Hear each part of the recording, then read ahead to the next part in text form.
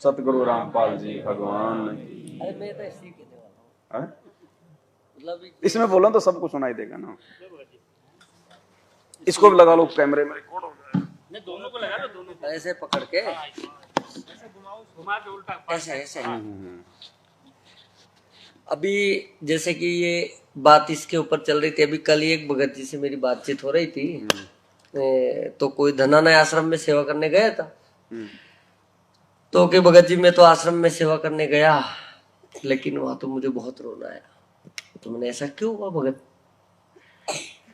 तो कि मैंने देखा कि वो महेंद्र भगत जी आए फॉर्च्यूनर से, अच्छा सापा पट्टा बांध रखा सिर, फॉर्च्यूनर गाड़ी से वो आए कि मैंने देखा तो मेरे को, और ऐसा देख दुख के ऐसे चले गए। तो मैंने ये सोचा कि गुरु जी पे भी ऐसा ही केस था जैसा इनके ऊपर केस, इन पे भी वही केस लगा था, और इन्होंने तो 8 साल फरारी काटने के बाद भी एक महीने के अंदर अंदर आ गए थे। 1 महीने के अंदर अभी आ गए, और खूब ऐसे घूम रहे, फॉर्च्यूनर कार से घूम रहे, वीआईपी ट्रीटमेंट उनके साथ, बॉडीगार्ड सारी चीजें। तो ये क्या है, मतलब ये क्या, कौन सा खेल है? मतलब कि उनके लिए कानून बदल गया, गुरु जी के लिए कानून अलग।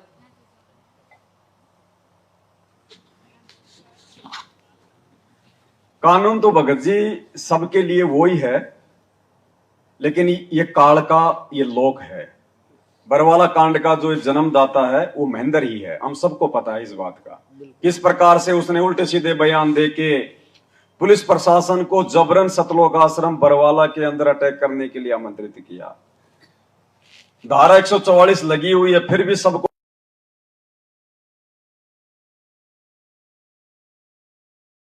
वास्ते आश्रम से बाहर, मतलब जबरन उन्होंने पुलिस वाले को उकसाया कि भाई जब इतना जिम्मेदार व्यक्ति संत रामपाल जी का भाई यदि ये बयान दे रहा है तो जरूर कोई ना कोई गड़बड़ है।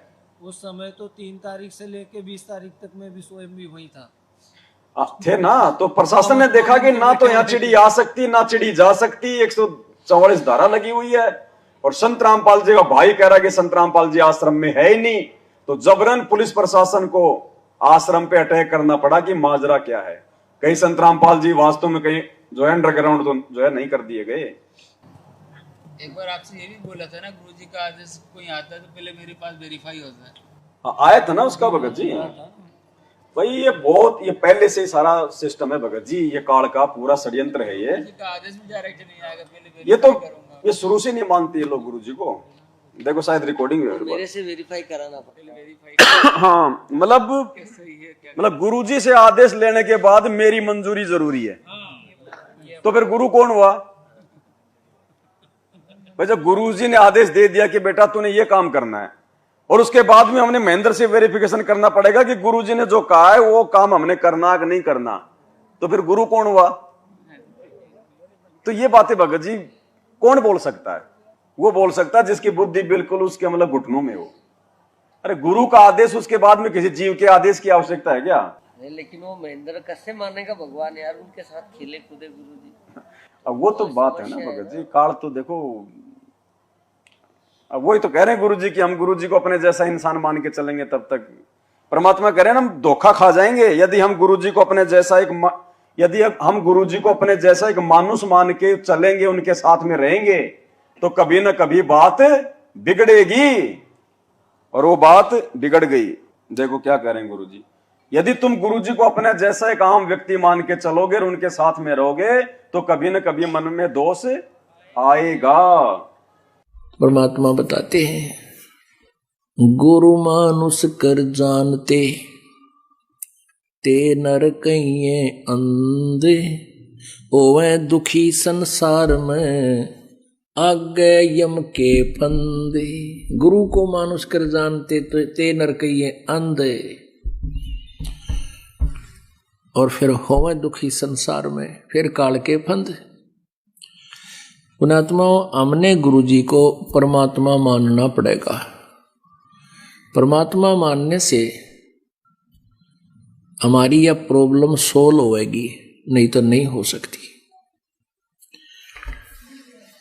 हम अपने ही जैसा गुरु को माने, एक मानुष रूप मान करके हम यदि उसके साथ रहेंगे तो कभी ना कभी दोष आपके मन में आवेगा। और ये दोष इन सब के मन में आ चुका है। यदि गुरु को मानुष मान के उसके साथ में रहेंगे तो मन में दोष आएगा। आ गया दोष और अपना धंधा शुरू कर दिया इन्होंने। क्या आवश्यकता है वे? कौन से भगत हमेशा आश्रम में जो है रहेंगे? कोई महीने में 1 दिन के लिए जाएगा, कोई बेचारा 2 दिन के लिए जाएगा, इतना ही है ना। अरे 2 दिन की साथ संगति तो यहां भी है, तो क्या यहां हमने पूरा मतलब आश्रम बनाने की आवश्यकता है क्या? हमने कोई आश्रम बना रखा गया? यहां ये किराए पे ले ली, परमात्मा की यहां पे 2 दिन जो है मतलब की महिमा हो जाएगी, उनकी चर्चा हो जाएगी, बस अपने अपने घर पे। आज आश्रमों की हमारे को जरूरत है ही नहीं, और ना आश्रमों की हमें कभी आगे जरूरत पड़ेगी। इस भक्ति मार्ग में आश्रमों के लिए कोई जगह है ही नहीं। अगर आश्रम हो गए तो पाखंड शुरू होगा, धंधा शुरू हो जाएगा। इसलिए परमात्मा ने अपने सत्संगों में पहले ही संकेत किया हुआ है कि सतलोक जाने से पहले ऐसी व्यवस्था करके जाऊंगा, बच्चों तुम्हें कहीं हांडने की जरूरत ही नहीं पड़ेगी, धक्के खाने की जरूरत ही नहीं पड़ेगी। घर पे रह के अपनी भक्ति करना और अपना काम धंधा करना। क्या करें गुरुजी? देखो सारे संकेत कर रखे हैं गुरुजी ने, शुरू से लेकर एंड तक सारे। हर चीज का जवाब, हर शंका का समाधान उनके सत्संगों में है। गुरुजी कह रहे कहीं हांडने की जरूरत नहीं पड़ेगी आपको। ये दास जब सतलोक जाएगा ऐसी व्यवस्था करके जाएगा। पुण्यात्माओं, ये ऐसा ज्ञान है सिंपल लैंग्वेज में, बूढ़े तो बूढ़ा कति 70-80 साल का भी इस ज्ञान को समझ जाए। अगर बालक 10 साल का भी इसको ध्यान से सुनेगा तो कति उंगलियां पर हटा दूंगा आपके। ज्ञान तो इसलिए बताना जरूरी हो गया कि अज्ञान गणा हो गया, कोई तुम्हें विचलित ना कर दे और ये बात बिगाड़ ना दे काल का दूत आके। इसलिए नहीं तो फिर 2 अक्षर की बात है, ये ज्ञान है, ये नाम है, ये भक्ति करो, फिर बातें खत्म होगी। ये मर्यादा है। अगर जब ये एक रूटीन पड़ जाएगा, फिर सत्संग घर घर में सीढ़ी हो जाएंगी, घर घर में सत्संग सुनियो। ये दास जब सतलोक चला जाएगा ऐसी व्यवस्था बना के जाओगे कि तांडने की जरूरत ना पड़े तुम, और कई पीढ़ियों तक का मोक्ष होगा आपको। फिर कोई विचलित करने वाला नहीं रहेगा, ना काल का दूत घुसेगा जो तुम्हें बर्बाद कर दिया, तुम्हारे कोई अज्ञान पैदा कर दिया। ज्ञान नाम की चीज नहीं छोड़ेगी परमात्मा का, ऐसा ज्ञान है ये। रामपाल जी भगवान की आइए इधर आओ भगत जी। बंदी छोड़ सतगुरु रामपाल जी भगवान की जय हो। भगत जी एक शंका समाधान करना है कि जैसे अपन जो आरती करते हैं ये खड़े होकर कर रहे हैं और गुरुजी ने कहा बैठ के कर सकते हैं, ये है शंका समाधान। तो इसमें तो कोई बड़ी बात नहीं है, तो शंका समाधान की पुस्तक में लिखा हुआ है। और रामनाथ दास है, ललितपुर से हैं हम, ललितपुर से हैं, ललितपुर से। हाँ रामनाथ दास। और आप एक बार संजय आप आई हो तो कोई दिक्कत नहीं भगत जी, बैठ के करो, मना किसने किया? अगर किसी को कोई तकलीफ है, कोई परेशानी है, वो बैठ के करो। ये सत्संग हमारे पास क्या है? वही सत्संग लाल सुन लो नहीं लगाओ, सही बात है, सही है। अपना मंत्र करता रहे, काम करता रहे, अपनी आरती बोल ले जा, नित्यनेम भी कर ले, रोटी बोए जा, नित्यनेम चलता रहे। आजकल तो आधुनिक बहुत से उपकरण हो गए, वैसे भी याद हो जाते हैं कुछ दिनों में। और नहीं बैठ कर अपनी किताब लेकर वह पढ़ ले। अब हवन हो गया तो हम अपना काम आप करेंगे, जो बात बनेगी। भगत जी कह रहे हैं ये जो सत्संग इन्होंने सुनाया है, इस सत्संग में जैसे परमात्मा कह रहे हैं कि भाई अपनी रोटी भी पोई जा और अपना नित्यनियम भी कर ले, है ना। अपना कोई काम है, कोई झाड़ू पोछा है, वो भी अपना करते रहो और अपना नित्यनियम भी कर लो। भगत जी ये जो परमात्मा ने जो बात बताई ना, ये प्रारंभिक स्थिति है एक भगत की। भक्ति मार्ग से जुड़ते ही आप किसी भगत को पूर्ण मर्यादाओं में रख के भक्ति नहीं करवा सकते। और जब परमात्मा सभी के सामने बैठ के जब अपने मुख कमल से ये सत्संग करते हैं, तो परमात्मा जो है उस सत्संग में सभी के लिए संकेत करते हैं। यानी उस सत्संग में भगत जी कोई सारनाम प्राप्त भी बैठा है, उसमें कोई सतनाम प्राप्त भी बैठा है, उसमें कोई प्रथम नाम वाला भी बैठा है, और एक व्यक्ति ऐसा है जो आज खाली सत्संग ही सुनने आया है। तो परमात्मा सभी के हिसाब से उसमें जो है वो सत्संग करते हैं, और जिसको जो बात समझ में आ जाती है उस हिसाब से उस बात को जो है वो पकड़ लेता है। अब आपकी बात को दो प्रकार से परमात्मा इसका समाधान करवाएंगे। भगत जी को थोड़ी सी यहां डाउट ये हो गया कि गुरुजी कह रहे हैं कि अपना नित्य नियम भी अपना जो है लगा दो, अपना वो करते रहो। नहीं, और बैठ के पुस्तक लेके भी कर सकते हैं भाई, अपन तो हाँ, कोई बात नहीं, कोई बात नहीं। शांति से बैठने का मतलब क्या होता है वो भी आपको समझाएंगे भगत जी। मतलब चाहे मतलब बैठ के कर लो नित्य नियम, अपना काम करते करते कर लो, अपना जो मर्जी कर लो। अब भगत जी ने तो सुना दिया आपको, स्पष्ट तो इसमें आदेश दिया नहीं गुरु जी ने कि भाई आपने बैठ के ही करना है, आपने खड़े होके नहीं करना, ऐसा तो कुछ लिखा नहीं इसमें। क्या करें गुरु जी, अपना मतलब बैठ के कर लो, अपना आराम से कर लो, ठीक है। अब एक छोटा सा सत्संग सुनाऊंगा भगत जी मैं भी आपको परमात्मा का, 2 मिनट का, ठीक है। अभी चौथा दिन है। एक जो आपने पहले आपको बताया था कि कोल्हापुर के अंदर एक भक्त है हमारे, पूरा परिवार परमात्मा का नाम लिए हुए है, तो उसमें पीछे आपको बताया था कि वो पूरा परिवार उपदेश लिए हुए हमारा, और वो एक सीडी बना रखी है, दास ने सीडी, वीडियो सीडी में भर रखा है, नित्यनेम सुबह का। तो वो वीडियो सीडी लगा करके और टीवी में चला करके पूरा परिवार सत्संग सुबह का नित्यनेम किया करता है। तो वो बता रहे थे कि हम शाम जब पिछले 8 श्लोक रह जाते हैं। अब सुनना पे ध्यान से, इसमें परमात्मा कह रहे हैं कि वो परिवार वो टेलीविजन में सीडी में नित्य नियम लगा के ऑडियो वीडियो में, और वो सुनता है, और लास्ट की जब वो 8 वाणियां आती हैं, गए भी ख्याल विशाल सतगुरु, उस समय वो खड़े हो जाते हैं ये सोचकर कि वो पूर्ण परमात्मा वो कबीर साहिब हम आत्माओं के लिए यहां पे आए हुए हैं, सतगुरु रूप में आते हैं, हमसे भक्ति करवाने के लिए आते हैं। तो लास्ट की 8 वाणियों में वो खड़े हो जाते हैं। सुनिए। और टीवी में चला करके पूरा परिवार सत्संग सुबह का नित्यनेम किया करता है। तो वो बता रहे थे कि हम शाम जब पिछले 8 श्लोक रह जाते हैं, गैबी ख्याल विशाल सतगुरु अचल दिगंबर थीर है, भक्ति हेत आन काया धरे आए अवगत सत कबीर है। तो वो जब शुरू होता हम खड़े हो जाते हैं और आदर सत्कार से ये सोचते हैं कबीर परमात्मा सतलोक से आते हैं तभी जीवों का कल्याण करते हैं। वो परिवार लास्ट के 8 श्लोकों में क्यों खड़ा होता था? गुरुजी ने बताया कि वो ये सोचते हैं कि परमात्मा धरती पे हम जीवों के लिए आते हैं और हम उनके आदर सत्कार के लिए हम खड़े होके ये 8 वाणियां गाएं। तो भाई उनकी सोच केवल इतनी थी, वो केवल 8 वाणियों में सोचते हैं कि परमात्मा नीचे उतर रहे हैं।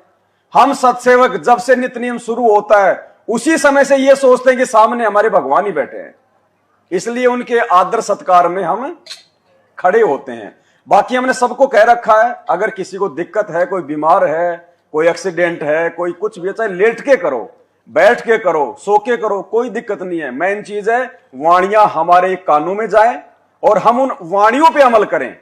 जब तक वाणियों पे हम लोग नहीं चलेंगे तब तक चाहे तुम खड़े होके कर लो, चाहे तुम बैठ के कर लो, चाहे तुम लेट के कर लो, चाहे तुम भक्ति बोध से कर लो, चाहे तुम डीवीडी से कर लो, कोई फायदा नहीं होगा।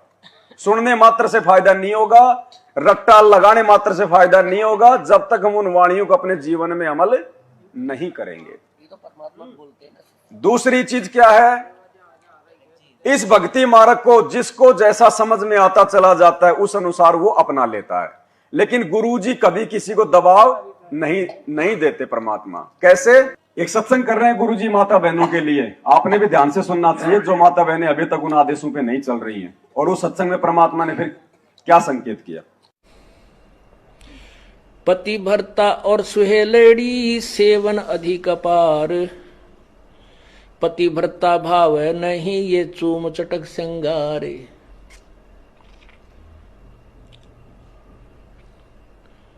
पुण्यात्माओं,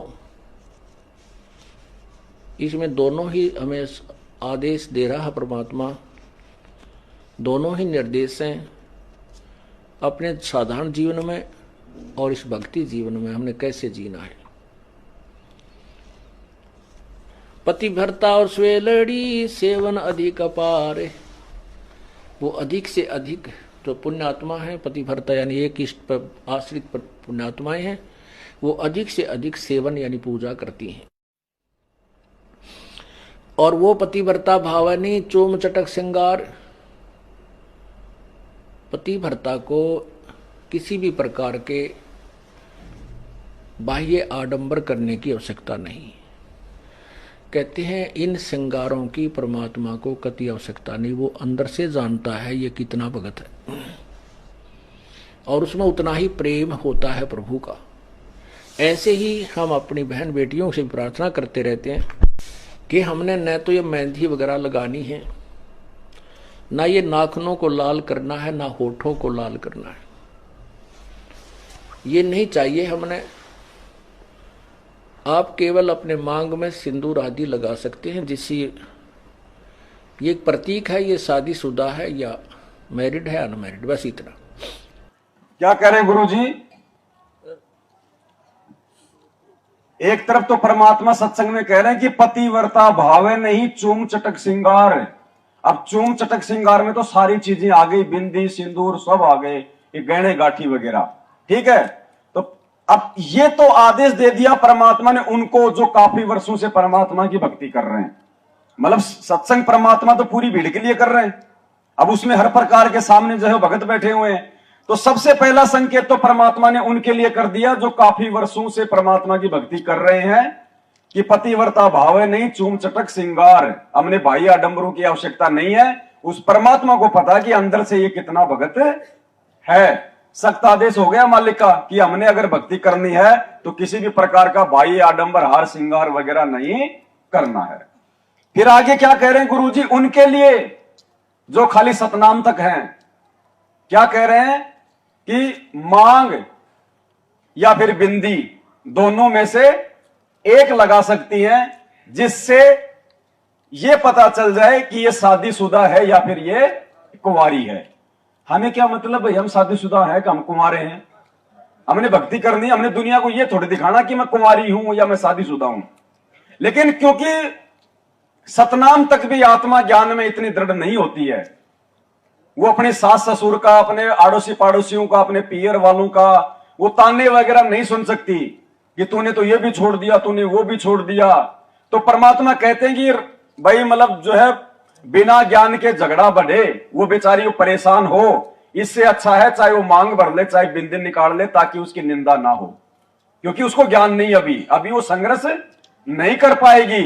इसलिए परमात्मा ने उन आत्माओं को जो भक्ति मार्ग पे संघर्ष नहीं कर सकती, जिनको ज्ञान थोड़ा है, उनके लिए मालिक ने छूट दे दी कि आप या तो बिंदी या फिर आप सिंदूर, दो में से एक चीज लगा सकती हो, जिससे यह साफ हो जाए कि ये शादीशुदा है या फिर ये कुंवारी है। और तीसरे प्रकार का जो है आदेश परमात्मा फिर क्या दे रहे हैं आगे? फिर मालिक कह रहे हैं जिनको ज्ञान है उनको आवश्यकता नहीं है। सुनिए, ऐसे ही हम अपनी बहन बेटियों से प्रार्थना करते रहते हैं कि हमने न तो ये मेहंदी वगैरह लगानी है, ना ये नाखूनों को लाल करना है, ना होठों को लाल करना है, ये नहीं चाहिए हमने। आप केवल अपने मांग में सिंदूर आदि लगा सकते हैं, जिससे ये एक प्रतीक है, ये शादीशुदा है या मैरिड है अनमैरिड, बस इतना। वो भी लगाना चाहें तो लगा सकते हैं, अन्यथा कोई आवश्यकता नहीं है। अन्यथा कोई आवश्यकता के लिए है जो नए नए आते हैं उनको एकदम हर एक क्रिया। ये किन के लिए है? ये उनके लिए है जो नए नए आते हैं, उनको एकदम हर एक क्रिया से विपरीत होना पड़ता है, इसलिए वो थोड़े से घबरा जाते हैं। जब ज्ञान हो जाएगा फिर आपको ये शरीर मिट्टी नजर आओगा। इस मिट्टी के घड़े को कितना श्रृंगार है, कितना इसके ऊपर चित्र सुंदर लगा दे, इसमें वस्तु जल नहीं है तो ये व्यर्थ है। अब परमात्मा ने छूट भी दे दी स्पष्ट रूप से, फिर आगे चल के मना भी कर दिया कि जिस दिन आपको ज्ञान हो जाएगा ये मिट्टी नजर आएगी, इस मिट्टी को आप कितना संवारोगे? जल नहीं है। और वहां परमात्मा कह रहे हैं कि या बिंदी या सिंदूर, दो में से एक लगा सकते हो। और सबसे पहले कह रहे हैं कि भाई ये पतिव्रता भाव नहीं चूम चटक श्रृंगार। जो असली जो आत्मा होगी, जो असली जो पतिव्रता आत्मा होगी, वो तो बिल्कुल भी इन चीजों का उपयोग। तो भगत जी, सत्संग में सभी प्रकार की आत्माएं बैठी होती हैं, परमात्मा ने हर प्रकार की आत्मा के हिसाब से सत्संग करने होते हैं। जैसे जैसे हमें ज्ञान होता चला जाएगा उस आधार से हम अपनी क्रियाओं को आगे बढ़ाते जाएंगे। अब यदि हम खड़े होकर आरती करते हैं तो ये तो है नहीं कि हमारे भाव कोई बल्कि नीचे गिर रहे हैं, डाउन हो रहे हैं, नहीं हो रहे ना। अब देखो सबसे बड़ा मैं आपको एग्जांपल दूंगा, सबसे बड़ा, उसके बाद आप समझ जाओगे कि हमने आरती खड़े होके करनी चाहिए या फिर बैठ के करनी चाहिए। सतलोक आश्रम बरवाड़ा में आप में से कितने भाइयों ने नाम लिया हुआ है? हाथ खड़े कर दो एक बार, ठीक है, नीचे कर लो। तीनों समय की आरती सतलोक आश्रम बरवाड़ा में हम खड़े होके करते थे या फिर हम लोग बैठ के करते थे? जोर से बोलो। बैठ के करते थे ना। और भोग की आरती खड़े होके, क्यों? अरे वो भी तो आरती थी। तीनों समय की आरती भी आरती है, भोग की आरती भी आरती है, अन्नदेव की आरती भी आरती है। सभी आरतियां हम लोग बैठ के करते थे। और जब भोग लगाया जाता था उस समय हम लोग 42 मिनट तक आज लगा साहिब को भोग खड़े होके करते थे ना। सिर पे कपड़ा बांधते थे ना। क्यों? क्योंकि उस समय हम सबको पता था कि ये कबीर भगवान को भोग लगने जा रहा है, ये भगवान की आरती हो रही है। और गुरुजी को हम भगवान नहीं मानते थे उस समय, इसलिए हम लोग बैठ के आरती करते थे। तो अब हमने पहचान लिया कि वो कबीर यही है जिसकी भोग की आरती हम आश्रम में करते थे। तो बाकी तीनों समय की आरती फिर हम भाइयों कैसे बैठ के कर लेंगे? आज गुरुजी आपके सामने आके बैठ जाए, आप बैठ के आरती आप करोगे क्या? आपकी हिम्मत ही नहीं पड़ेगी अगर आपको ज्ञान है तो। वो संध्या आरती में क्या आता है? परमात्मा की वाणी है, खड़ा रहूं दरबार सू आठों। तो ये तो देखो अपने अपने ज्ञान के ऊपर है, अपने अपने भाव और ये श्रद्धा के ऊपर है।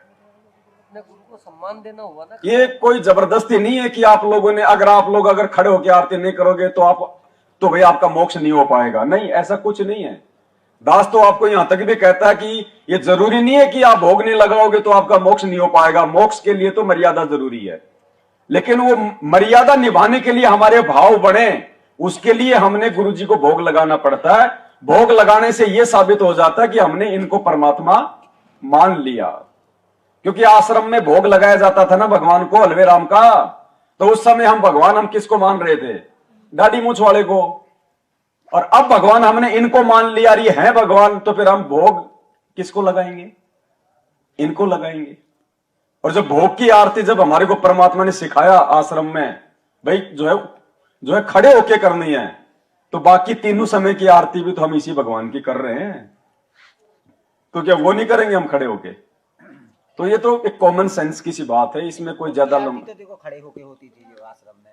और जो अपनी भोग की आरती क्यों भाई? भोग की आरती क्यों होती थी खड़े होके? मजदूरी पे गए हैं, समझ रहे आप, मजदूरी पे गए तो खड़े होके आरती करेंगे हम लोग। मजदूरी आप बैठ के करते हो, आप खड़े होके करते हो? खड़े होके करते। तो फिर आरती खड़े होके करने में दिक्कत क्या आ रही है? देखो कैसे दिक्कत है। जब 2 टाइम की रोजी रोटी के लिए 8-8 घंटे हम लोग सर पे टोकरी रख के इधर उधर घूमते रहे, और भगवान के लिए, उनको खुश करने के लिए खाली आधे घंटे में हमारे पैर थोड़े दुख रहे हैं। देखो वो एक रोजी रोटी है, अगर नहीं करते हैं तो कहाँ से मतलब जुगाड़ कट होगी काम धंधे की? तो वो तो एक मजबूरी हो गई। और परमात्मा ने उस धंधे से ज्यादा महत्व किस चीज को देने के लिए कहा? तो गुरुजी ने इसीलिए तो कहा कि ये चलते फिरते उठते बैठते भक्ति करो। वो उनके लिए भगत जी, जो लोग अभी समय नहीं निकाल पा रहे, जो भक्ति से ज्यादा जो अपनी रोजी रोटी को महत्व दे रहे हैं, वो उनके लिए है। जैसे वो तो चाहे ना करो आरती, उसमें भी कोई दिक्कत नहीं है। अब 2013 से हमने नाम दीक्षा ली, तो 2013 से हम मालिक की दया से अंगूठा टेके, पढ़े लिखे भी नहीं है, लेकिन फिर भी अक्षर ज्ञान है तो अपना पकड़े रहते। आरती जो पुस्तक है वो लेके हमेशा बैठ के ही करते हैं,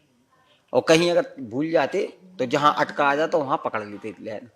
तो हमारी तो बात शुरू से है कि हम बैठ के ही आरती करते और नित्य नियम सुबह का अपना स्पीकर से वो तो कोई दिक्कत नहीं भगत जी, आप बैठ के करो, कोई जरूरी नहीं कि आप जो खड़े होके नहीं करोगे तो परमात्मा आपको 3 मार्ग टाइम से बाहर निकाल देगा, ऐसा नहीं है। अब भोग की आरती ऐसी है कि भोग प्रसाद जब लगता है तो वो रोजीना थोड़ी लगता है।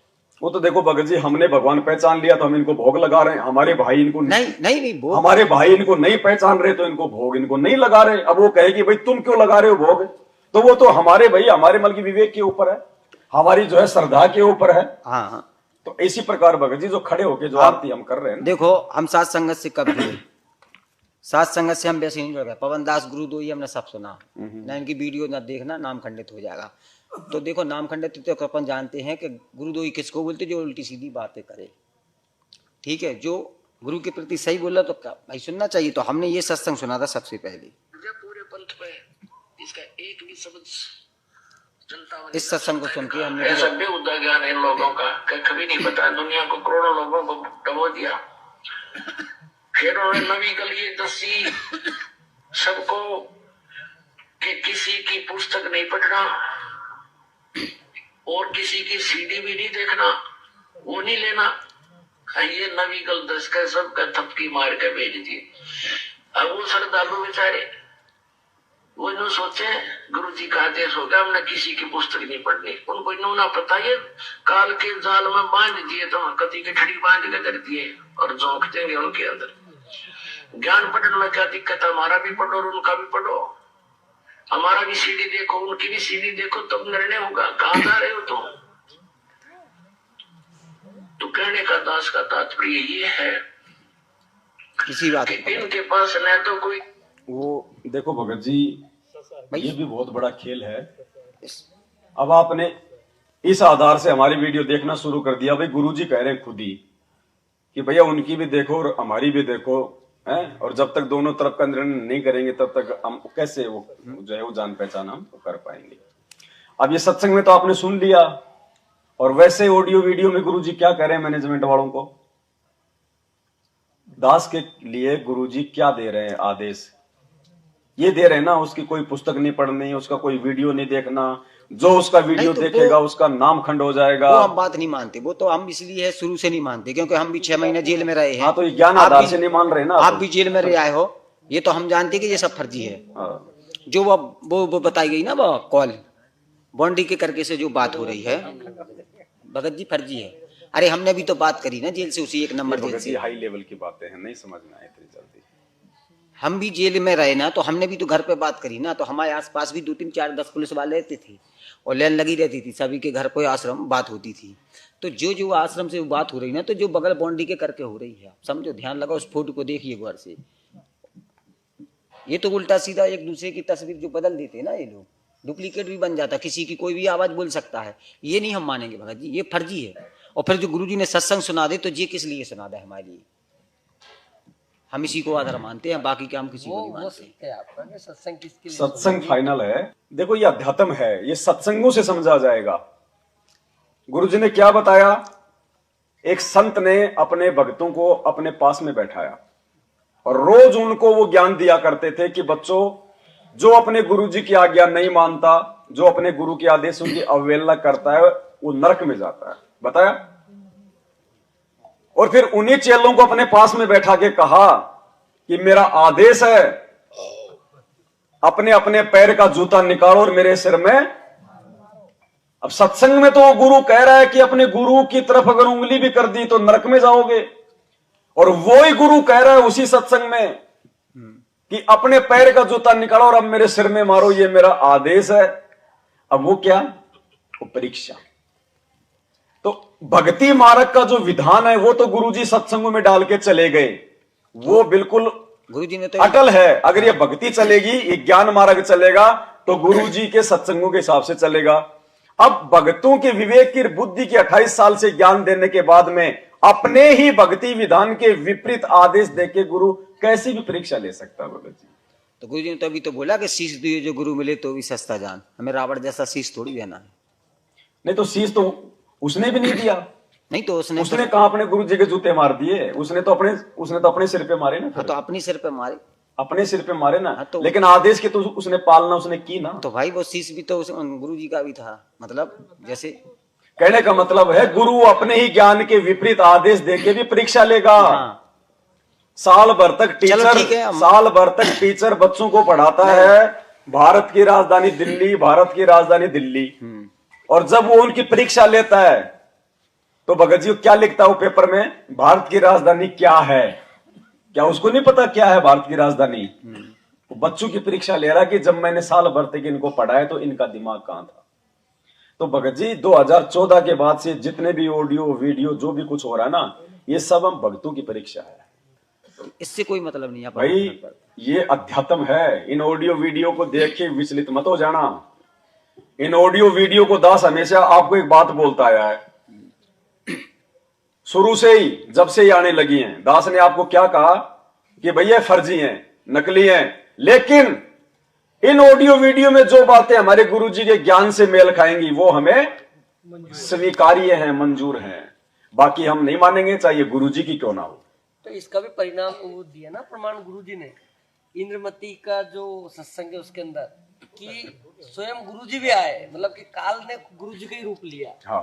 और उसने वो आदेश बताया, तो बताया कि भाई गुरुजी भी आ रहे हैं और आदेश दे रहे हैं, और यदि वो ज्ञान से नहीं मैच कर रहा है, नहीं करना, तो आपको स्वीकार ही नहीं करना है, चाहे भले गुरुजी आपको आदेश दे के, लेकिन तो वो गुरुजी के बताए ज्ञान से मैच। सत्संग में गुरुजी ने ये भी तो बोला कि मेरे रूप में, मतलब मेरे रूप में काल भी आ सकता है।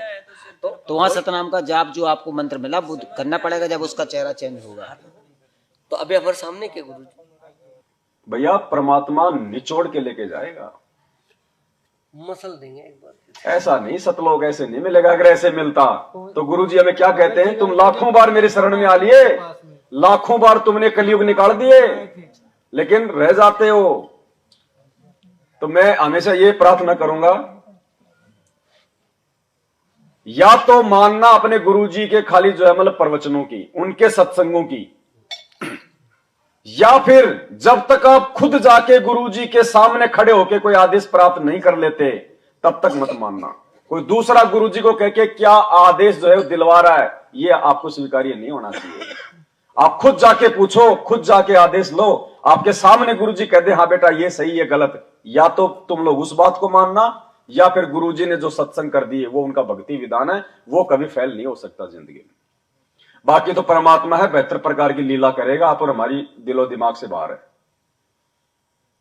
अगर मैन अगर पटरी से नीचे उतर गए, भाई ट्रेन अगर पटरी से नीचे उतर गई तो फिर वो नहीं चल पाएगी, भले उसमें बहुत जान है लेकिन वो नहीं चल पाएगी आगे। तो भक्ति मार्ग की जो पटरी है वो गुरुजी के सत्संग है। सत्संगों को जिसने अपना गुरु बना लिया वो कभी भक्ति मार्ग पे मार नहीं खाएगा। जानबूझ के परमात्मा बरवाला कांड में चुपचाप रहा। गुरुजी ने ये करवाना ही था, इसके किए बिना गुरुजी के परिवार का पाखंड भगत समाज के सामने नहीं आ सकता था, लोगों की आस्था उनसे नहीं हट सकती थी। और भक्ति मार्ग में सबसे बड़ा रोड़ा उनका परिवार, ये वंशवाद, 4 युगों का इतिहास है ये।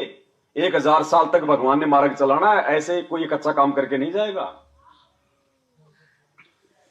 सब पता परमात्मा को कौन क्या कर रहा है, आज क्या उसको पता नहीं, बाहर कौन क्या कर रहा है, ये सत्संगतियां कौन करवा रहा है, ये हिम्मत कौन दे रहा है, ये नई ये प्रेरणाएं अपने गुरु, ये इतनी सारी बातें जो सत्संगतियों में कितने बदलाव हुए तुम्हें पता है। एक किताब बन जाएगी जिस दिन हम इन बातों पे विचार करने लगेंगे। गुरुजी ने दाढ़ी मूंछ वाली फोटो को भगवान बताया और इस दास के माध्यम से परमात्मा ने उस फोटो को सबके जो घरों से बाहर निकलवा दिया। क्यों भाई, तुमने मेरी बात क्यों मानी तुमने मेरी बात, जब तुम्हारे गुरुजी ने नाम दीक्षा के साथ में तुम्हें वो दाढ़ी मूंछ वाली फोटो दी कि यो भगवान है, इसको दरबार में लगाना, इसके आगे आरती करना, उस फोटो को तुमने मेरे कहने से क्यों निकाला सबने? ये गुरु के आशीर्वाद बिना, उसकी मेहर बिना नहीं हो सकता। मेरी बात कोई नहीं मान सकता। ये वक्त की आवश्यकता है।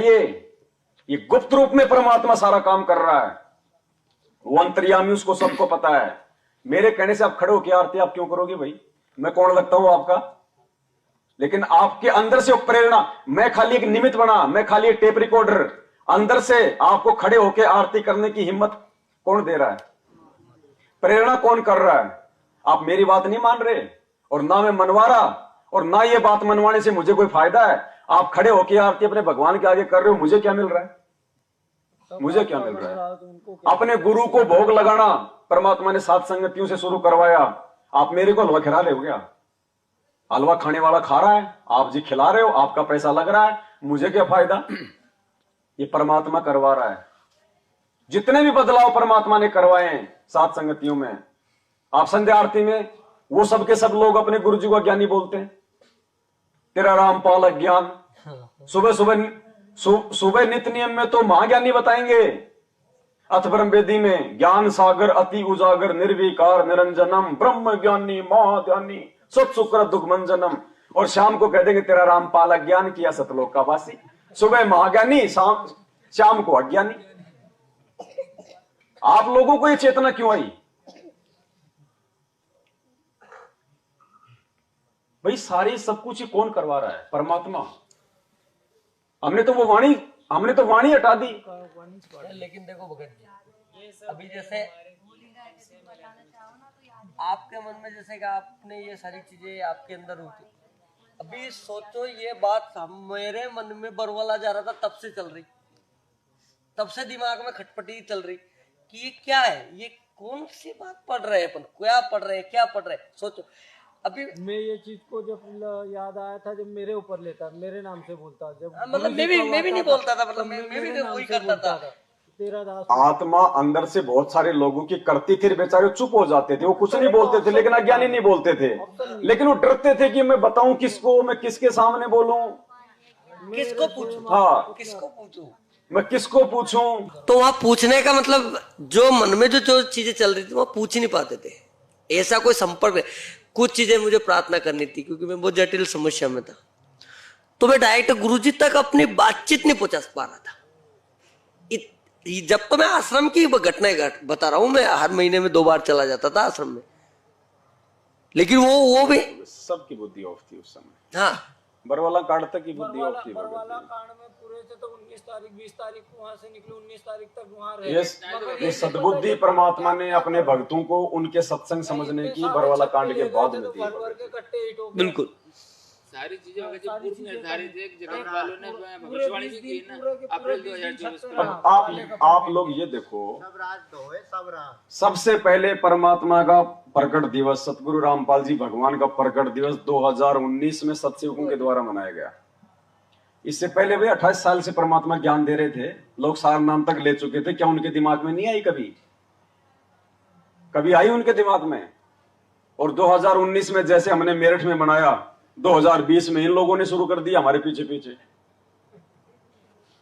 कहीं न कहीं परमात्मा हमको आगे चला के और फिर इनको एक मतलब मैसेज दिलवा रहे हैं, और हमें इस बात की हमें खुशी है कि चलो हमारी कॉपी कर रहे हैं लोग, लेकिन कम से कम ये थोड़ा थोड़ा लाइन पे तो आ रहे हैं। लेकिन परमात्मा कहते हैं नकल में भी अकल चाहिए। ये नकल भी उसी समय सक्सेस होगी जब आप अपने गुरु को परमात्मा मानोगे। तो कहने का मतलब है, देखो साध संगति में किसी प्रकार का कोई दबाव किसी पे नहीं है। भाई मुझे जो प्रेरणा होती है, मुझे जो अच्छा लगता है, क्योंकि मेरे अपने विचार हैं, मैं स्वतंत्र हूं। परमात्मा ने किसी को बांध नहीं रखा। मैं जो मर्जी बोलूंगा, जो मर्जी मैं तुम्हें बात बताऊंगा, लेकिन तुम्हारी जिम्मेदारी बनती है मेरे पीछे अंधा होके चलने की नहीं। मेरे द्वारा कही गई बातें यदि आपके गुरुदेव के ज्ञान से मेल खाती हैं तो स्वीकार करो, नहीं तो छोड़ दो। ये नहीं कि भाई पवन दास ने बोल दी तो ये बात फाइनल है, मार खा जाओगे। हो सकता है परमात्मा मेरे माध्यम से कोई ऐसी बात बुलवा कि आपकी परीक्षा ले ले, फिर क्या करोगे? तो मेरी हर बात पे सिर हिलाने की आवश्यकता नहीं है, क्योंकि मुझे कोई संत नहीं बनना, मुझे कोई गुरु नहीं बनना, मुझे आप लोगों से कोई स्वार्थ नहीं है। जिस दिन मेरी सेवा समाप्त हो जाएगी, मैं मेरा पानी पतासे का ठेला लगा लूंगा जो मैं मेरा पहले लगाया करता था। मेरे कोई शौक नहीं है, 2 टाइम की रोटी चाहिए। परमात्मा पहले भी दे रहा था, आज भी दे देगा। जब तक सेवा है तब तक आपकी सेवा में है। नहीं भाई, अपना आप लोगों से कोई स्वार्थ नहीं है, और ना मेरी आप में से किसी से कोई यारी है, ना दोस्ती है, ना कोई रिश्तेदारी है। ना मैं आप में से किसी को विशेष मानता हूं, ना मैं कोई किसी को मैं विशेष कोई आदर जो है बल्कि सम्मान देता हूं। और मुझे कोई विशेष आदर सम्मान देता है तो मुझे वो जहर के समान लगता है। इस मार्ग में कई लोग होते होंगे खुश, लेकिन मुझे नहीं चाहिए वो खुशी। जो आदर सत्कार मेरे भगवान के लिए होना चाहिए, यदि मुझे कोई देता है वो मेरा भगत भाई नहीं है, मैं ज्यादा फिर उसको तवज्जो ही नहीं देता। मेरे साथ में नॉर्मल भक्तों की तरह पेश आओ, बस सत्साहिब कर ली, बहुत कर ली। झुकने की जरूरत नहीं है, कमर तक जैसे बाकियों से करते हो वैसे करो, इससे ज्यादा नहीं। मैं आपका भगत भाई हूं, इससे ज्यादा कुछ नहीं हूं। मैं सबको समान रूप से बैठ के समझा रहा हूं मेरे गुरु के आशीर्वाद से। स्पेशली मैं किसी को नहीं समझाता, ना मेरा किसी से लगाव है, ना मेरा किसी से कोई प्यार प्रेम है। जिससे मैंने प्यार प्रेम इस मार्ग में बढ़ा लिया, काल उसी का रूप बना के ठग लेगा, उसी मित्र के रूप में आके त्रिकुटी पे ठग ले जाएगा। तो भाई मेरा किसी से लगाव नहीं है। किसी से भी मीठा बोलना, प्यार प्रेम से बोलना, आदर सत्कार देना, ये गुरुजी ने सिखाया है, ये अपने दुश्मन को भी देना है। तुम तो हमारे भगत भाई हो। बाकी यारी दोस्ती नहीं, इस मार्ग में विशेष लगाव नहीं कि वो मेरा बहुत अच्छा मित्र है। संगत में बैठ के जहां ये शब्द आ गया कि वो भगत मेरा मित्र है, वो गया काम से। ये मित्रता इस मार्ग में नहीं चलती। तो आंख कान खोल के चलने इस मार्ग में, बहुत सावधानी से। जब तक तुम्हारी आत्मा अंदर से गवाही ना दे कि हाँ ये क्रिया सही है जो भगत जी बता रहे हैं मालिक के आशीर्वाद से, जब तक आपकी आत्मा गवाही ना दे तब तक उसको ना करना भाई। और शर्माशर में नहीं कि भगत जी क्या कहेंगे, वो क्या कहेंगे, वो मुझे देख रहा है, कुछ नहीं। परमात्मा कहते हैं लोक लाज ना कीजिए, निर्भय हो रहिए, जो मन चावे राम को दासा तन डरिए। तो करना वही है। हालांकि पहले तो दास भी पूरी कोशिश करता है 99% कि मेरे से ही कोई ऐसी कोई क्रिया कोई त्रुटि ना हो जाए जिससे मेरे साथ साथ मेरे भाई बहनों की भी जो है वो कर्म फूटे। तो पहली बात तो परमात्मा ऐसी नौबत आने देगा नहीं। फिर भी क्या पता भाई, सबसे बलवान परमात्मा है। परमात्मा क्या पता ये भी तो चेक कर दे फिर संगत को कि ये मूर्ख इस पवन मैनेजमेंट को छोड़ के इस पवन दास के पीछे तो नहीं पड़ गए अब कि ये जो बात बोलेगा सारी मान लेंगे। ये तो हो सकता है परमात्मा कोई ऐसी आप लोगों की परीक्षा लेने के लिए मेरे मुंह से कभी कोई ऐसी बात भी बुलवा दे जो उनके ज्ञान के और उनके विधान के जो अमल की विपरीत हो। और कुछ मूर्ख गुरुजी के सत्संगों पे विचार ना करके मेरी बात को अगर मान लिया, वो गए काम से।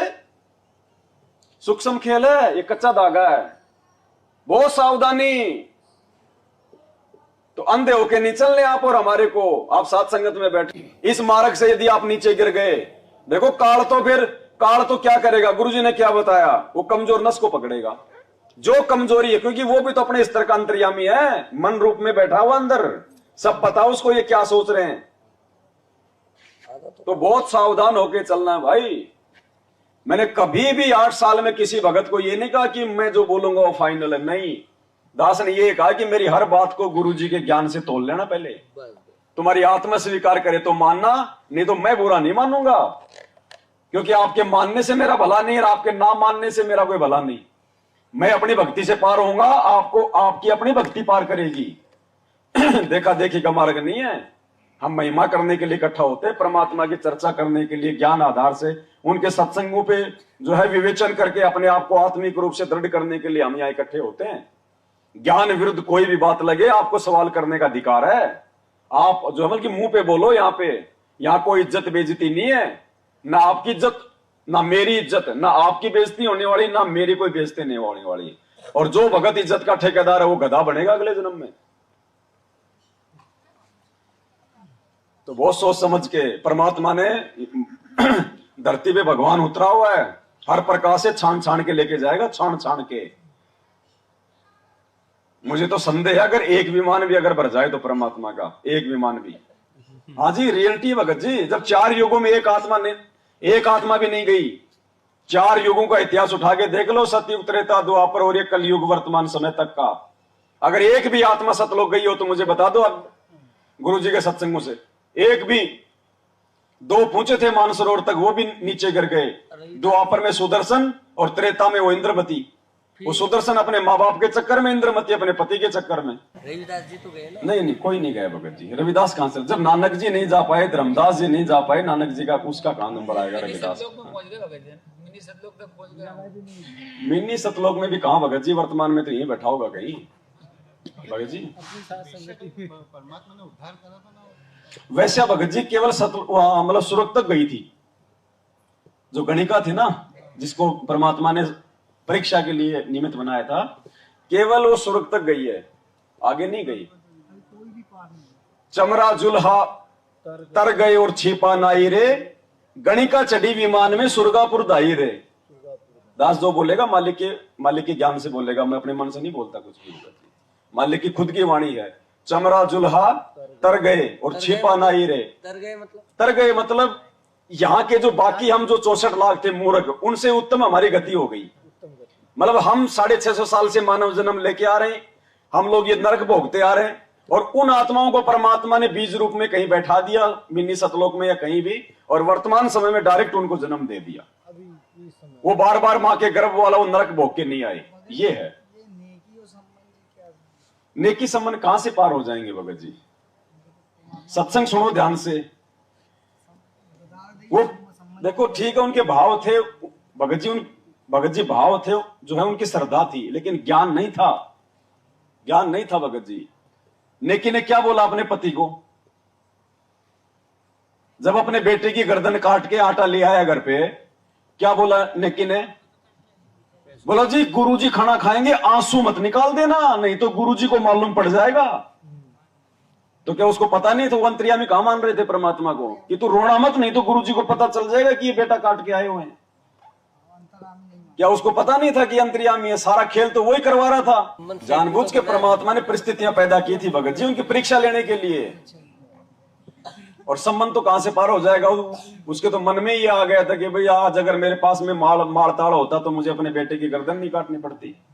तो उसको तो परमात्मा ने फिर संबंध वो सेठ बनाया, फिर अगले जन्म में जो है नौशेरवा का बादशाह बनाया, फिर उसको अब्राहिम सुल्तान बनाया। सम्मान वाली आत्मा तो थी अब्राहिम सुल्तान। भगत जी पार होने का समय ये है। आज इतने सत्संग सुन के 24 घंटे कान के मोबाइल लगा लगा के मजदूरी करते करते साफी से ये मोबाइल बांध लेंगे यहाँ पे, और इतने सत्संग सुनते सुनते उनकी बुद्धि भ्रष्ट हो रही है। और उस समय तो साल 2 साल में कहीं जब गुरुजी आते थे तब सत्संग सुनने को मिलते थे। वो कैसे पार हो जाएंगे भाई? गुरुजी ने क्या बताया? 64 लाख में 2 पार हुए। कौन? अर्जुन। और मुक्ति बोध जो आपके सबके घरों में होगी उसमें लिख रखा है गुरुजी ने, अर्जुन सर्जुन का भी वर्तमान में जन्म होगा। कबीर सागर का सरलार्थ पेज नंबर 212 और 213 के नीचे पढ़ना, मीराबाई का जो है वर्तमान में जो है जन्म होगा, साफ साफ लिखा हुआ है। रविदास जी का कहाँ लिखा है? अब ऐसे तो 64 लाख का कहाँ लिखा हुआ है? अब 2-4 का लिख दिया, संकेत कर दिया ना परमात्मा ने। पार होने के वक्त 2-3 स्टेज बताई परमात्मा ने, स्वर्ग चले गए, सतलोक चले गए। देखो परमात्मा ने सत्संग में बताया कि 2-3 आत्माएं थी जो परमात्मा के ज्ञान को समझी, लेकिन आगे चल के वो भी जो है फेल हो गई थी। अब एक बात बताओ फिर, ऐसे तो आप इस हिसाब से तो जब परमात्मा ने 650 साल पहले हाथी पे बैठ के जब परीक्षा ली थी तो रविदास को और गणिका को तो मालूम था कि परीक्षा हो रही है। उन्होंने तो कोई दोष परमात्मा में जो है देखा ही नहीं, तो वो तो फेल हुए नहीं। और फेल नहीं हुए तो उनको तो सतलोक में जाना था, फिर वो शुरू क्यों गई भाई? जब उनका गुरु फेल हो गया, जब उनका गुरु ही फेल हो गया, जब भगत जी सर्वानंद जैसे फेल हो गए, मालिक ने सिर्फ बताए 1.5 या 2 मतलब वो मतलब एक ही है बस। वो 1.5 और 2 दोनों वो एक ही है, चाहे 1.5 कह दो चाहे उनको 2 कह दो, बात एक ही है कि वो 2 पार हुए थे। और वो भी इतने पार हुए कि उनको फिर से जन्म लेना पड़ा। तो आए कि नहीं आए फिर से वो, और उसके बाद भी वो पार नहीं हो पाए। अब गुरुजी ने मुक्ति बोध में लिख दिया साफ साफ, उन दोनों का नाम लेके लिख दिया, अर्जुन और सर्जुन का। अब है वो भगत जी सारे अब हैं। देखो परमात्मा क्या कह रहे हैं। एक वाणी सुनी होगी आपने, 2 शिष्य थे गरीबदास जी महाराज जी के, सबसे मैन। देखो हर युग में परमात्मा आता है, 1 या 2 आत्माएं उनके मैन होती हैं। 650 साल पहले आए तो उनके कौन था? धर्मदास, ठीक है। गरीबदास जी आए तो कौन था? भूमड़दास। और भूमड़दास से भी ज्यादा 2 भगत थे उनके, संतोष दास और बनखंडी दास। नानक जी के बाला और मर्दाना। हर युग में परमात्मा 1-2 को तो अपने पास में रखता है। देखो परमात्मा क्या कह रहे हैं। अब इन बेराह गरीबदास जी आए थे, 2 संतों का प्रमाण मिला है जो सारे हरियाणा में पार हुए। एक संतोष दास, एक कलाहौड़ के अंदर उसका बनखंडी दास, उन दोनों के वहां आश्रम बने हुए। वो भी इतने पार हुए से वो फिर जन्म लेना से उन्होंने। तो जब गरीबदास जी जब अपने चेलों को पार नहीं कर पाए तो अर्जुन सर्जुन को कैसे पार कर देंगे? खाली उनकी बैटरी चार्ज करनी थी भगत जी। पूरा सुन लो भाई। अब इन बेराह गरीबदास जी आए थे, 2 संतों का प्रमाण मिला है जो सारे हरियाणा में पार हुए। एक संतोष दास, एक कलाहौड़ के अंदर उसका बनखंडी दास, उन दोनों के वहां आश्रम बने हुए। वो भी इतने पार हुए से वो फिर जन्म लेना से उन्होंने। यानी हम डटते नहीं हो संत की मर्यादा पे और फिर दोबारा उनको पार करेंगे।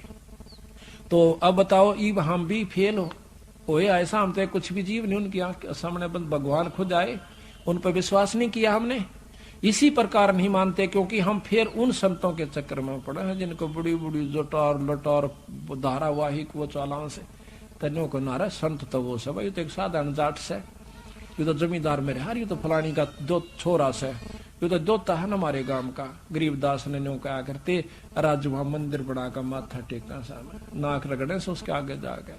और ये फेल होता, भगवान आता है तो क्या सींग लगा का आवेगा या कोई और काम करके आवेगा, वो कारण होता है। पर उस समय हम फेल हो जाते हैं, फिर उड़ा मंदिर बनाते हैं, मूर्ति लावा सा, फिर पूजन लाग जावा। समय जब मानते नहीं उसकी एक भी, अरे एक मान लेते थे, एक का पार कर दे, इतना बड़ा ग्रंथ लेके बंदी छोड़, क्या उन्होंने बताया नहीं होगा, क्या उन्होंने समझाया नहीं होगा, दुनिया को बहुत कहा होगा। पर हमारा जो उल्टी बुद्धि फेर रखी काल ने, या सुलटी होना मुश्किल से, भक्ति मुश्किल नहीं है। मकर तार में ही मैदान, सूर्य संत पहुंचे सुजान, बहते को बैजान न दे, सतगुर पूरे खेवट हैं, शब्द अतीत हमारी जात, गरीब दास गुदा ना गात। शब्द अतीत हमारी जात, गरीब दास गुदा ना गात। सत साहिब गरीबदास जी कह रहे हैं अपने लिए कि शब्द अतीत हमारी जात और गरीबदास गुदाना गात। तुम्हारी तरह आड़मास का शरीर नहीं है, ये गुप्तांग नहीं है मेरे। गुदाना गात, गात माने शरीर और गुदा मतलब जैसे। और आप रविदास की बात कर रहे हो, देखो सबके नाम तो परमात्मा लिखेंगे नहीं, सारे के सारे सूरवीरों के। जब काशी में चिट्ठी डाली गई थी शेख तकी के द्वारा है, और भीड़ इकट्ठी हो गई काशी में, और रविदास जी परमात्मा की झोपड़ी में थे उस दिन, और सुबह सुबह रविदास जी लोटा लेके लैट्रिन करने गए, और जब उन्होंने भीड़ देखी और दो चार से पूछा कि भाई काशी में इतनी भीड़ क्यों, तो बोले रे काशी वालों तुम कौन सी दुनिया में रहते हो, तुम्हें पता नहीं कबीर भंडारा कर रहा है। कौन कबीर? वो जुलाया कबीर। तो रविदास जी बोले तुम्हारे पास कोई चिट्ठी वाठी है? अरे दो, हम ऐसे थोड़ी आते हैं, ये रही चिट्ठी। तो गुरुजी ने क्या बताया सत्संग में, बेचारा कित का लैट्रिन करे था, उसके तो ऊपर चढ़ गई, वापस लेके लोटा और झोपड़ी में आ गया। बोले भगवान आज तो अपनी काशी छूटेगी। अगर रविदास जी को विश्वास होता कि ये त्रिलोकी नाथ है, ये भगवान है जो पूरी दुनिया का पालन पोषण कर रहा है रोज, वो 18 लाख को भोजन नहीं करवा पाएगा, ये काशी छूटेगी। तो परमात्मा ने भी फिर वैसी लीला की उस भगत का ज्ञान देख के, बोले भाई अंदर से कुंडी लगा ले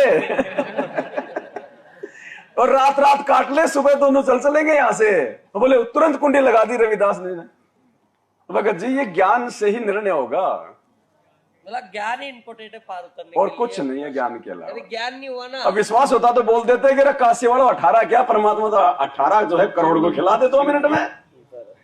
क्या कहा परमात्मा ने, जब वो 2 भक्तों की परीक्षा लेने के लिए वो देवदूत आया था, वो 4 साल और 4 साल वाला, तो एक तो डगमग हो गया, और वो बोला भगवान, बोले हाथी को सुई के नोके से क्या, भगवान तो पूरी जो है मतलब पृथ्वी को निकाल दे। तो रविदास जी को उस समय मानते जब वो ये जवाब देते वहां पे कि परमात्मा आज तो आपकी महिमा करने का समय आ गया, दुनिया देखेगी आज आपका चमत्कार। और रविदास कहता है कोई दिक्कत नहीं, हमारा भगवान बंदी छोड़े जो पूरी दुनिया को खिला रहा है, क्या दिक्कत। जी विचार करने की बात है, सत्संग से सारे निष्कर्ष निकलेंगे। मगर ये जो भक्ति योग 1000 साल चलेगा तो उसमें पार होंगे कि परमात्मा के जाने के बाद? नहीं एक बात और अपनी वो बीच में कट गई वाला जो बताया था परमात्मा ने हल पक्षी का उदाहरण जो दिया था ना, हाँ। जब परमात्मा जाएंगे उसी समय पार हो पाएगा। तो जाने के बाद कौन पार होगा? जो 1000 साल तक जो भक्ति युग चलना है, भक्ति युग चलेगा, पार कोई नहीं होगा ना। तो सतयुग के लिए वर्तमान में जो भक्ति कर रहे हैं, चाहे मैनेजमेंट वाले हो, चाहे सत्सेवक हो, चाहे और कोई हो, और संत रामपाल जी के रहते सहते जो पार नहीं हो पाए, जो उनके साथ सत लोग नहीं जा पाए, तो ये भक्ति का भगत जी ये प्रतिफल तो देगा ना परमात्मा। 1000 साल तक मानव जन्म प्राप्त करके वो सुख भोगेंगे, पार नहीं हो पाएंगे। पार वही होंगे जो संत रामपाल जी के रहते सहते, या संत रामपाल जी के रहते सहते जिन्होंने नाम ले लिया और संत रामपाल जी के जाने के बाद जो पूर्ण मर्यादा में रहे, वो ही पार होंगे।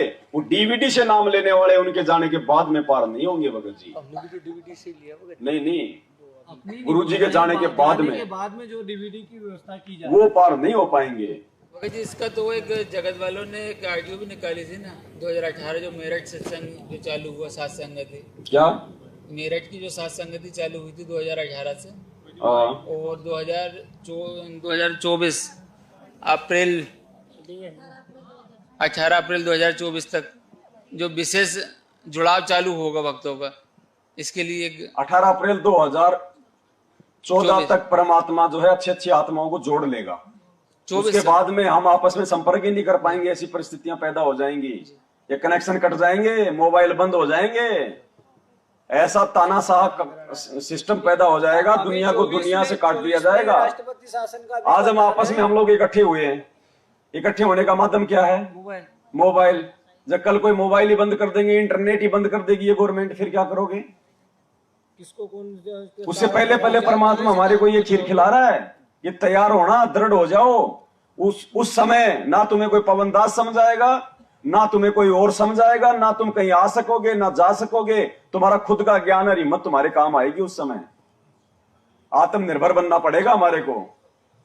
आज से स्वावलंबी जीवन जीना चालू कर दो। गरीब ऐसा सतगुरु हम मिला, अलल पंख की जात। अब जो अलल पंख होता है वो आता है नीचे अंडे के रूप में, सामान्य रूप से रहता है सामान्य प्राणियों की तरह, उन्हीं पक्षियों में खेलना खालना है, वो होता है ना। तो सतगुरु सामान्य भूमिका कर रहा है, और जब अलल पक्षी यहां से जाता है तब वो क्या करता है? जितने भी लेके जा सकता है, जितने भी उसकी वो कैपेसिटी है, 4, 5, 10 ले जाता है ना। क्या उसके बाद कोई हाथी चला जाएगा उस अलल पक्षी के पास में? अलल पक्षी के जाने के बाद क्या कोई हाथी अपनी तरफ से वो चला जाएगा? बिल्कुल। तो जब तो परमात्मा कह रहे हैं गरीब ऐसा सतगुरु हम मिला, अलल पक की जात। तो जब तक सतगुरु धरती पे है और जब वो जाएगा उसी समय ले जाएगा, उसने जितने भी ले जाने होंगे, उसी के लिए रिहर्सल कर रहा है परमात्मा, उसी के लिए पहले पहले अपने को ले जाएगा, उसके बाद में नहीं भगत जी, बाद में कोई नहीं जा पाएगा। और क्या कह रहे हैं परमात्मा? गुरु जी कह रहे हैं यदि तुम मेरे रहते सहते भगत नहीं बनोगे, जो मेरे रहते सहते पार नहीं हुआ वो बाद में कहां से हो जाएगा? बाद में तो तुम्हारे ऊपर जो है कोई दबाव ही नहीं रहेगा, अंकुश ही नहीं रहेगा कोई।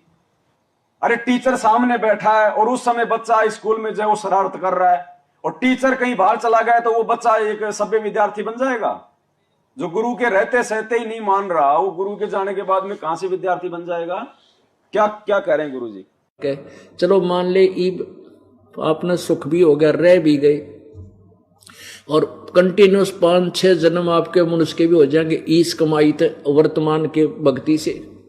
और आगे सरदार, क्योंकि आगे घटेगी जब दास यहाँ मौजूद है, अभी गलती करोगे तो आगे कौन से पार हो जाओगे तुम। अब तो हर तरह से मर्यादा आपको समझाता हूं, ये बताता हूं ये गलती मत करो, तुम्हें फाउल पॉइंट बताता हूं कि ये गलत, ये पॉइंट फाउल है, तेरा नाम खंड हो गया। तो अब भी जर रह जाओगे तो फिर आगे कैसे पार होगे तुम?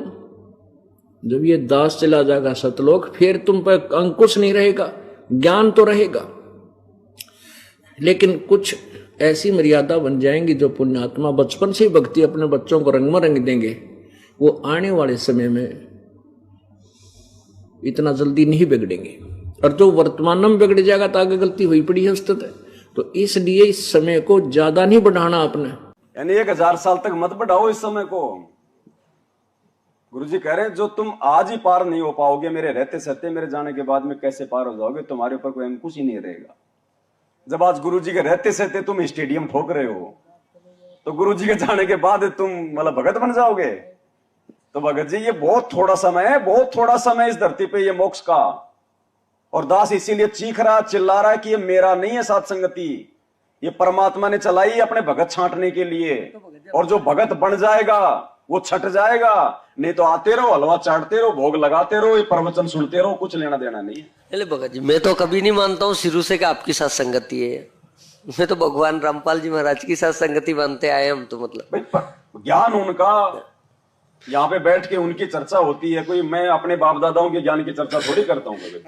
आ जाओ जी सत्य। एक चीज और है, गुरु जी ने कहा है कि कोई भी हमें जो शब्द है फिल्मी की तर्ज पे नहीं गाना है। जी जी जी। अभी एक शब्द गा रहे थे जो तर्ज पे, वो कौन सा शब्द गा रहे थे? मतलब ये कि वो फोटो के वो गुरु को लगा ना सको तो मना किसी को। हाँ नहीं, ये कब कहा गुरुजी ने कि भी आपने फिल्मी तर्ज पे कोई मतलब कि जो है वो भजन नहीं गाना? नहीं कहा है, कब कहा है? वो तो हम नहीं निकाल पाएंगे, लेकिन गुरुजी ने ये कहा कि ये जितने भी ये साधु संत है ये फिल्मी की तर्जों पे अपना गाना वाना गा गा के वो जनता को भ्रमित करते हैं। वो तो अपना इंस्ट्रूमेंट वगैरह ढोलक बाजा लेके गाने की तर्ज पे, मतलब फिल्मी दुनिया गाने तर्ज की चाहे पे। कोई भी हो भगत जी, हमारे अगर शब्द परमात्मा के हैं, अगर हम अपने परमात्मा के लिए गा रहे हैं तो उसमें कोई दिक्कत कुछ नहीं। मोबाइल पे जो अपन जो फोन लगाते तो जो वाणी है वो जगतों की चलती है। कौन सी जगतों की वाणी? लगा के दिखाया जाएगा।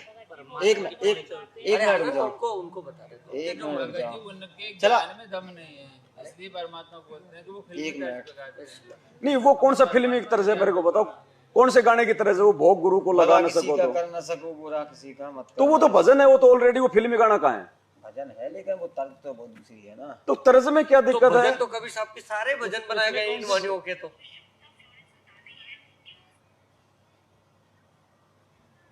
ये भी तो ये देख, एक मिनट रुको, कहाँ है स्पीकर? गायब है क्या? स्पीकर खोल दो ना बाहर से।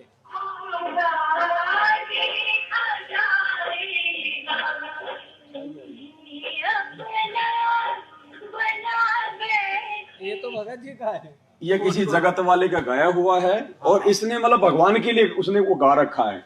अब कोई भगत अगर उसको अगर अपनी रिंगटोन बना रहा है या वैसे उसको गा रहा है तो उसकी अपनी मौज है भगत जी, लेकिन वो फिल्मी गाना नहीं है। गुरुजी ने केवल अश्लील गाने, अश्लील साहित्य, अश्लील भजन वगैरह सुनने के लिए मना किया है।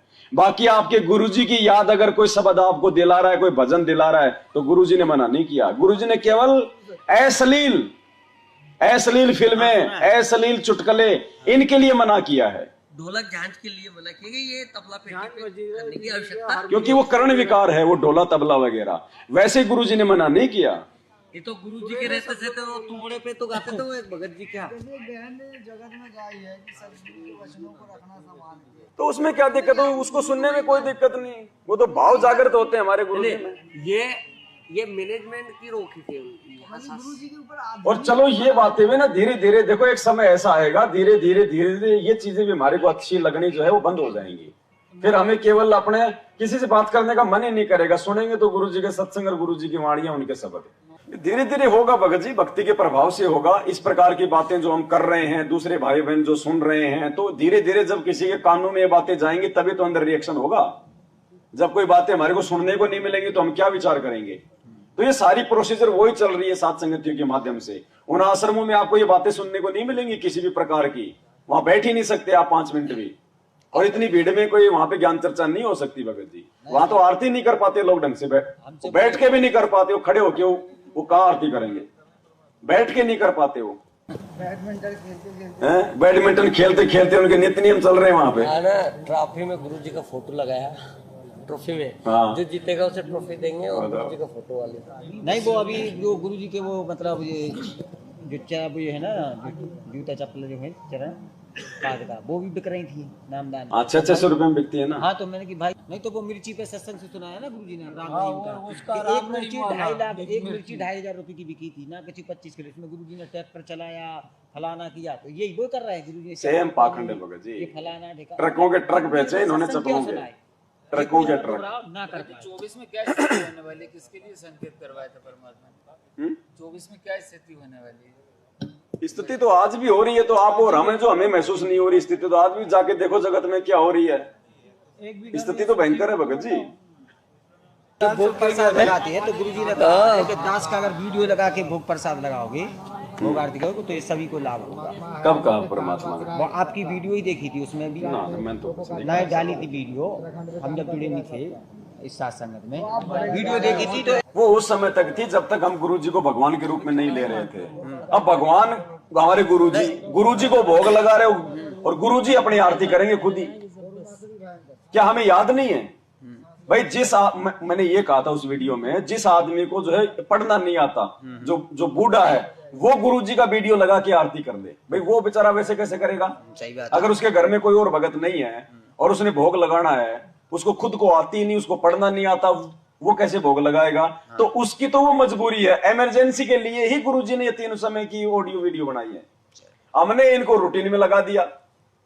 तो जो भाई अनपढ़ है वो गुरुजी का वीडियो लगा के, ऑडियो लगा के, चाहे आरती भी करो चाहे भोग की आरती भी करो, वो ठीक है।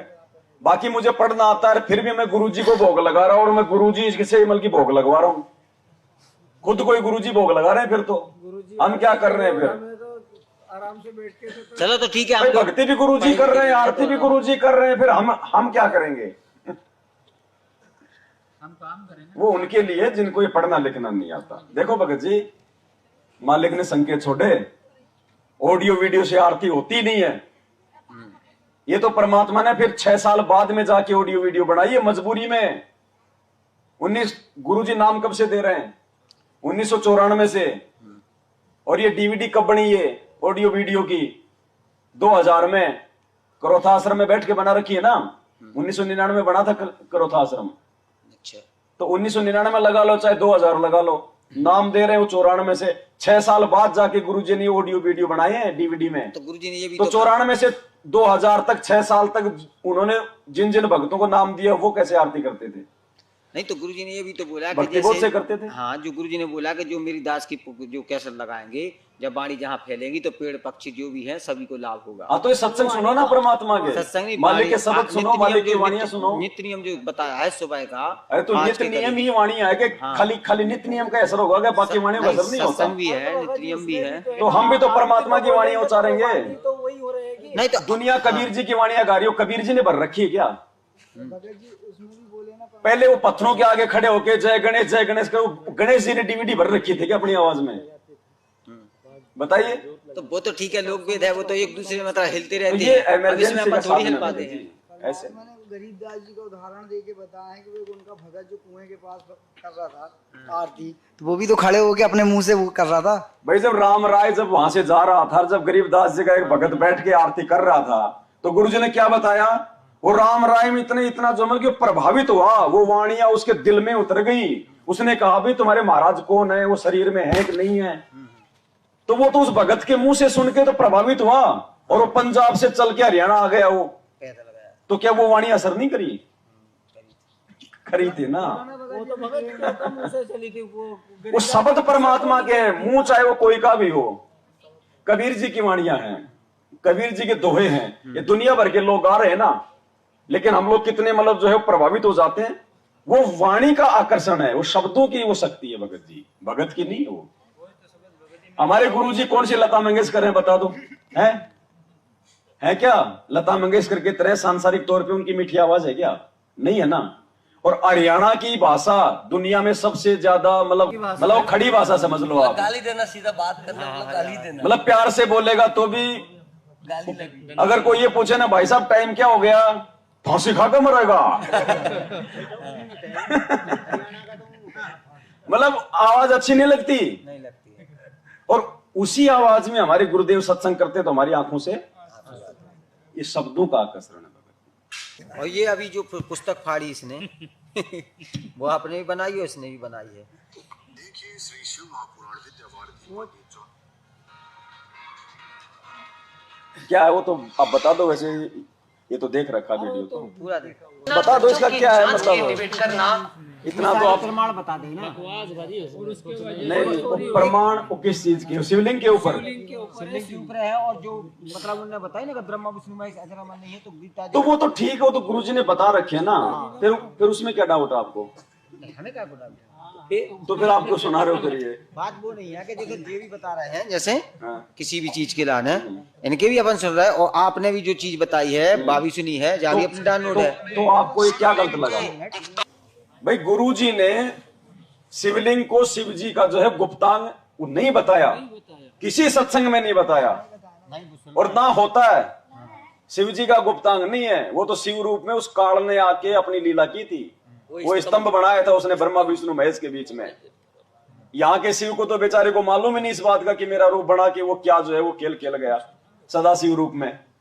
तो गुरुजी ने नहीं कहा। मेरा ऑब्जेक्शन ये है कि इन्होंने इस पुस्तक का लेखक बना दिया संत रामपाल जी को, और फिर शिवलिंग के आगे कोष्टक में लिख रहे हैं वो गुप्तांग। इसका मतलब लेखक संत रामपाल जी खुद शिवलिंग को क्या कह रहा है? गुप्तांग। ये नहीं है, ये जो है ये गलत है, क्योंकि गुरुजी ने शिवलिंग को कभी भी गुप्तांग नहीं कहा। शिवलिंग की तो गुरुजी ने उल्टी व्याख्या की है कि ये जगत वालों ने जो है मतलब की भद्दी व्याख्या कर दी। जगत वालों के विचार बताए गुरुजी ने कि जगत वाले कहते हैं तो शिवलिंग को शिव जी का गुप्तांग समझ के उसकी जो पूजा कर रहे हैं, जबकि असल में शिवलिंग क्या है गुरुजी ने क्या बताया। पुण्यात्माओं, दास ने अपनी पिछली वीडियो में भी जिक्र किया था कि जिसका बाप एक है उसकी बात एक, और जिसके बाप अनेक हैं उसकी बात अनेक। संत रामपाल जी महाराज जी का आज भी शिवलिंग के ऊपर एक ही सत्संग है, एक ही बात है, और पहले भी एक ही सत्संग और एक ही बात थी। उन्होंने शिवलिंग को शिव जी का लिंग नहीं बल्कि शिव जी की शक्ति का प्रतीक बताया है। सुनिए उन्हीं के मुख कमल से। दो दल कमल प्रेखो जाना, ब्रह्मरंद्र की घाटी जाना। आगे जाके दो दल का कमल त्रिकुटी कमल में है। बंकापुर बंका है नगरी, घाट बाट कुछ पंथ ना पग डगरी। घाट बाट नहीं तासे के अवगत नगर निदान, सतगुरु के ऊपर ताप से पहुंचे कोई संत सुजान। कि अब यहाँ से ब्रह्मरंद्र को पार करना है। ब्रह्मरंद्र को पार करके आगे एक शिव का लिंग है, ये नहीं पत्थर का। ये दो लिंग की परिभाषा यहाँ बना रखी है, कति अनजान लोगों ने गुमराह कर रखी। वहां पर एक स्तंभ है, लिंग कहते हैं इसको खंबे को, और वो यानी उससे तेज पुंज से है।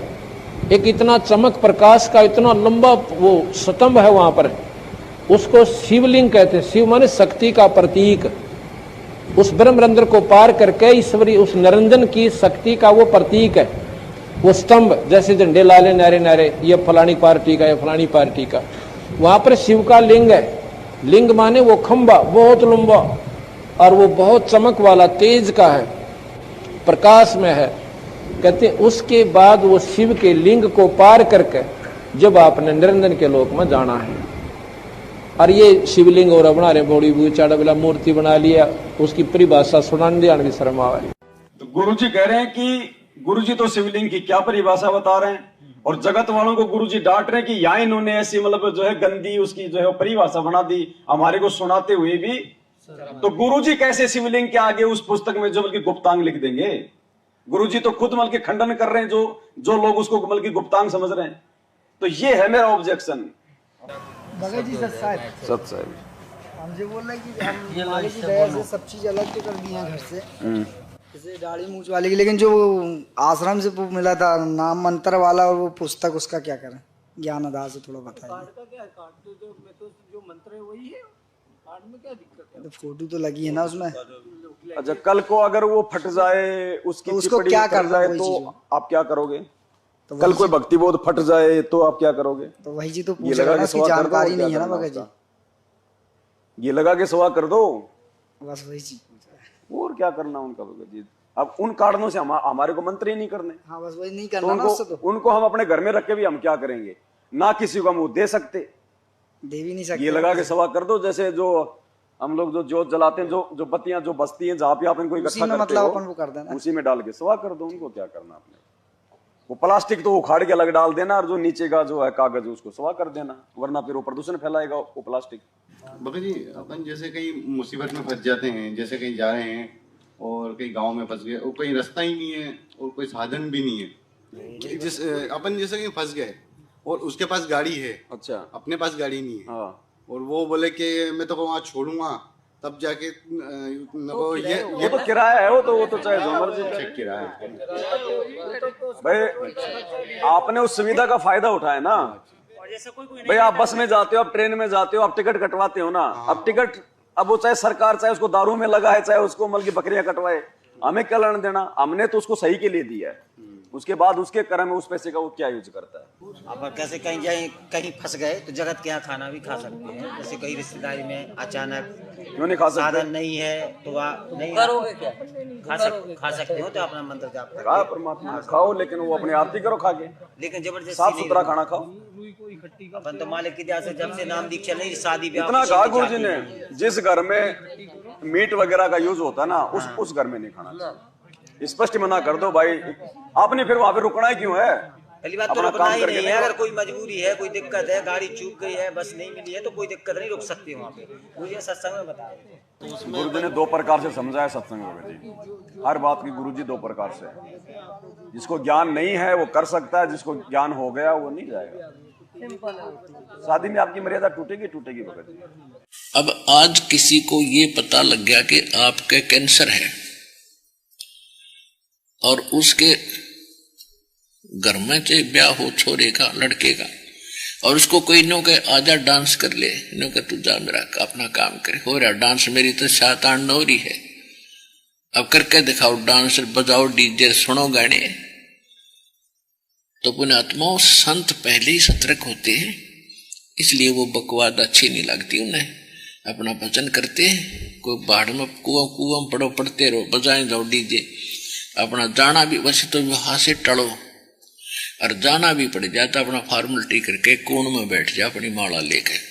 क्या करें गुरुजी, पहले तो शादी विवाह में जाने से आप टलो, बचो, और फिर भी जाना पड़ जाए तो एक कोण में बैठ के माला लेके बैठ जाए। जब कोण में जाके माला लेके बैठनी तो फिर जाके क्या करोगा? कोई बाढ़ में कुआं पड़ो, पड़ते रहो, बजाए जाओ डीजे।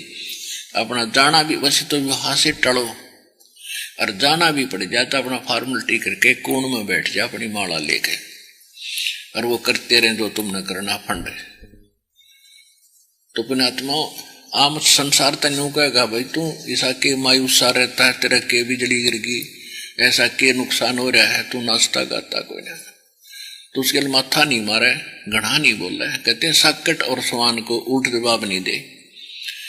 उसने न कह दे भाई मेरी कोई ना रुचि, मेरी इच्छा नहीं बनती, बात खत्म हुई। समाज कहता रहेगा, जब उनके साथ बनेगी जब पता लगेगा। उनके साथ तो दुर्घटना होगी जब डरेंगे, हम पहले डर जाते हैं। तो समझदार वही होता जो पहले डरे, नहीं तो चोट लगेगी भगत जी, क्योंकि वहां जाने मात्र से मर्यादा खंडित होगी। आप कुछ भी मत करो, फिर भी आपकी मर्यादा खंडित होगी। क्यों? क्योंकि आपने उस परंपरा में, उस आन उपासना में आपने जो है वहां जाके वहां पे आपने सहयोग कर दिया। उस भीड़ में भीड़ करना सहयोग करना है। जब तक हम जाना नहीं छोड़ेंगे, जगत वाले मनाना कैसे छोड़ेंगे?